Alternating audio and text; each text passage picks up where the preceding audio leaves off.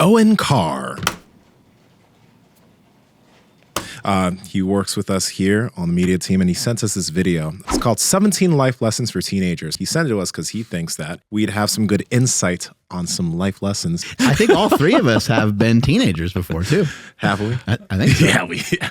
So, ladies and gentlemen, I grew up without a father. I'm Hey! a child. Some of our dads just went out and never came back. That's just how it be. I am going to tell you 17 life lessons I was wish a cute someone had picture. told. So these are things that I had to find out the difficult way. And that's why I'm sharing them with you today. And honestly, I'm just gonna spitball these 17 lessons. Lesson number 1 is you need to extend your timeline. It is so easy to see the final product and think that you need to rush when quite frankly, you don't. Extend the timeline. You wanna become a millionaire? Great, give yourself 10 years. You don't need to rush. If you're 17, 8 or 10 years from now, you're just going to be like 25 or 27. You're still going to be so young. Yeah. So whatever that thing is that you're thinking about starting, it'd be a really great time to figure out how to get it started now. Time is your biggest asset at the moment. The next life lesson is walk with purpose. Keep your shoulders back. Look straight. Walk with a clear direction. Look like you know where you're going. That's huge. I agree 100% with what he said. You've heard Jordan Peterson talk about this before.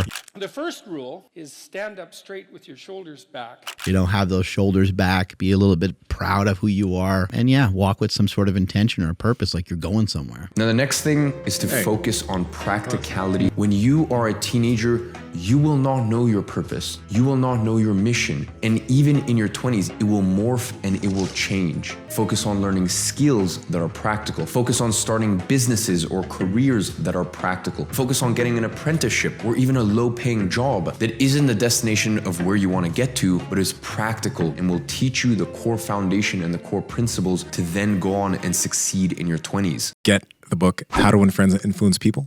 Get the book, Think and Grow Rich. Read some of these books, because when I read those books, I wish I read them in my teenage years, but I ended up reading when I was like 21 or whatever.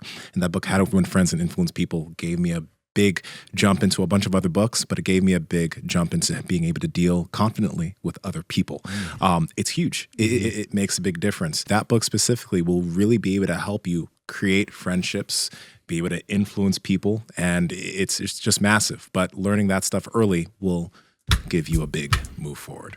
Next thing is I want you to enjoy the journey. I want you to remember that these are your glory years. These years right now as a teenager, and especially in your early teens even, these are the years you're gonna look back at with fondness, because these are the years that you built. You built your character, the person that you are going to become. I don't know if my mind hasn't totally caught. I feel like you should enjoy it, but I never really find myself reminiscing about my teenage years. I don't know if that's just me. One cool thing that teenagers have an advantage with, because on my old YouTube channel, my first videos when I was like documenting that stuff, I find it dope to be able to look back on what I was saying at 21 years old. Like, I look back on it and I cringe, but I'm also like, that's really cool to see. So if you're 15, 16, whatever you're doing, just try to record some of how you're feeling at this point in time. And it doesn't need to be for anybody else.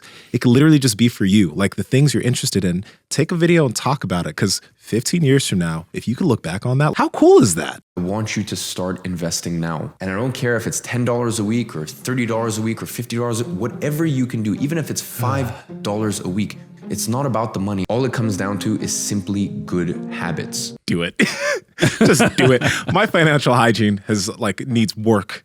I have been able to save some and invest some from time to time, but do that if you're a teenager, please. Build high income skills. A high income skill could be content creation, it could be sales, it could be copywriting. These are things that no matter what, I don't care if the year is 2023, I don't care if the year is 2040, these will always be important skills, and these will always be highly paid skills. Ask yourself, if I learn this skill today, will this pay dividends in 5 years, 10 years, 20 years? And if the answer is yes, well then maybe you should consider learning it. Yo, this is huge. We have Owen, who's going to be editing this into a video, is 20 years old. He makes really good money. He knows how to edit. He does know how to copyright. He learned these skills online and he's become very good at them, but he's also doing things for his own channels. He has certain goals for himself, right? So he's able to make a really good income with us, not having gone to college for any of it, just learning it. And he's able to also head towards his goals. And there are a lot of people within this industry and other industries that would be willing to pay top dollar for the skills that he's been able to build just by learning it from YouTube. And while we're on this topic, I just wanted to add real quick. Well, sure, YouTube is definitely a great way to learn skills, especially if we're talking about a creative endeavor like video editing, graphic designing, stuff like that. Something that could be equally good, if not way better, and Mark's going to touch on this in a second, is finding a mentor. Because while sure, YouTube tutorials are amazing, especially like I said for video editing, any creative work, having someone who knows what they're doing and can answer your specific question is absolutely invaluable when it comes to learning. This is also applicable outside of the creative world, like if you're trying to learn a trade, so trying to be a mechanic, welder, plumber, electrical engineer, anything like that. And if you're asking, well, where do I find a mentor? That's something that you're definitely going to have to look into yourself, as this will depend 100% on everybody's different circumstances. But given that you have access to social media, stuff like Twitter, Instagram, finding a mentor definitely isn't as hard as it used to be. And I guarantee you there will be people who are willing and eager to be your mentor. So even if that's not specifically what you want to do with your life, it's good to know those skills because like you just mentioned, as you're heading towards the things that you're super interested in, you have something that you know on the side that's generating you income that people need. That's a big deal. I think also he has a good example. He shares an office with Ryan Soper, who had a gym here in Sacramento area years ago. He quit that and sold his gym and came and worked here at Slingshot. He didn't know anything about editing. You know, it was all new to him. He's like, I'm interested enough in what Mark does to go there and film, and this interests me enough to learn this. And it took a while. Now he's got a skill that he can go, that skill can be utilized for anything. Owen or whoever else works here or whatever, we want them here and we want to try to keep them for as long as we possibly can, because they're all amazing at what they do. But they can take that skill and literally apply it to anywhere.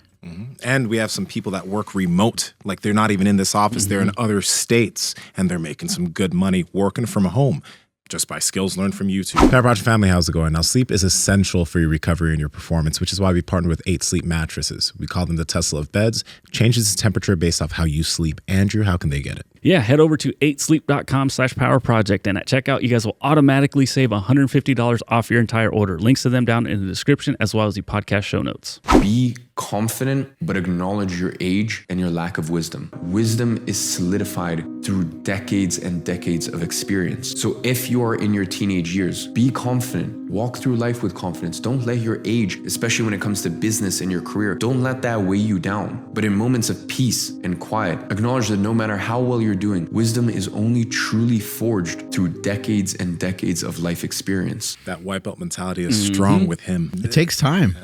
Takes time to learn stuff, takes time to practice it. And I think that's what wisdom is. Wisdom is practiced knowledge. The next lesson is keep your word. If you say that you're going to give someone a certain percentage in your business, well, then give them that percentage. If you say that you can show up to something, well, then show up to it. Your word is your reputation, and your reputation is the most important thing that you have. I had this just mind of trying to take as much opportunity as I could. So just saying, yes, I'll do that. And there are many times that I could not follow through. And I look, sometimes it even happens a little bit here and there, but I catch myself, I'm like, okay, I can do that, but I got to do that later, right? So there's an aspect of being hungry to do more and take opportunity, but you got to make sure, just think in the back of your head, will I be able to follow through with this? Because I've made that mistake. And I think that's a very big deal. In your 20s, doesn't matter if it's your early, mid, or late 20s, these are your years to build. If you do things correctly, your 20s will set you up for the rest of your life. I don't think that anybody should stop. If you're in your 30s and you're figuring something out, fucking go down that rabbit hole. Even your 40s, we've seen people do that. But, you know, there's something where I have had friends who've been like, the 20s are the time where you're supposed to enjoy yourself. And you know, this is the time I can go out clubbing and this and this and this. And then they're 28, 29, and they haven't set in any important habits. They haven't spent time learning things. And it's good. It's better to do it late than never. But And maybe they're still single and they don't want to be. Yeah. That can be tougher as you get to be 30, 32, 35, 37, and so on. Because some people do want to have kids and a family and so forth, and things just kind of blew past them because maybe when they were younger, they didn't take a lot of stuff that seriously. If you're a teenager if there's a job you want to do, find a way to find somebody in that field or find a way to volunteer in that field. The reason why I found out I didn't want to be a doctor was because I volunteered at the ER for 6 months. I worked with doctors and patients. I interviewed and talked to a lot of doctors and realized that this was not the lifestyle I wanted. But I wouldn't have known that if I didn't put myself in the setting of where they worked and talked to them, right? So if there's something you want to do, try to figure out a way that you can either get around individuals or ask people who are maybe doing aspects of what you're doing, ask them questions about what they do. I know that for some of you, I have atheists watching, so maybe you might roll your eyes. Whatever you want to believe in, go for it. Build your relationship with the Creator. Whatever the Creator means to you, whatever religion you follow, whatever it is, maybe you're just spiritual, but build a relationship with whatever the Creator means to you. So if you follow all of these life lessons, then you will have a life of incredible highs and incredible lows. And the only way to stay sane and not go crazy in those periods is to be humbled by the Creator. As I said, whatever that means to you. That seems like a massive generalization. I mean, we would have to have him on the show. Yeah. and have a conversation about what he meant here. And I think he's so articulate and smart that he would be able to make a point that would be like well noted by us, and we'd be like, okay, I see your point, but maybe we still disagree.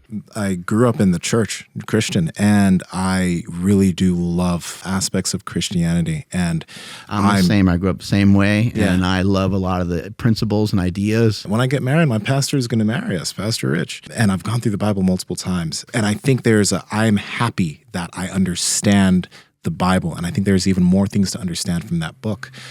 But there are so many religions around the world that have so many commonalities. There are flood myths in almost in many mythologies and many religions. There are many stories that seem to be very similar. And what I'm trying to do is I'm trying to actually understand other types of mythology. I have the Quran because I'm actually curious of understanding what is in that book. And the main reason I'm trying to understand it isn't because I'm trying to switch religions or anything, but the main reason I'm trying to understand this, I was talking to Andrew yesterday, is because I want to understand why people think the way they think. If there's a group of people that have this belief in this book, if I can understand the book, then I can kind of understand where some of their opinions are coming from, whether I may disagree or agree with it. But it'll give me a better understanding of being able to relate with other people. There's a lot of benefits to understanding these things, even if you don't believe in it. Even if you're a stark Christian, there's nothing wrong with that. There would probably be strength in understanding the Quran. There's probably be strength in understanding a lot of the other world religions. I think it's beneficial to try to understand a lot of these things so that you can communicate with more people. Last and arguably the most important life lesson for teenagers is take ownership of your life. Something great happens in your life, great. You can take responsibility for it, as well as the Creator. Something bad happens in your life, great. Take responsibility for it. Radical ownership of your life. No excuses. It is only you and you to blame. Iman. No daddy gang, brother. I like this guy. Not dad, I love you. I know we talk on WhatsApp every now and then. He's in Nigeria. Love you, dad. He crushed it. It's a great video. Yeah. The ownership bit, discipline equals freedom. You know what I mean? That's from Jocko, but yeah.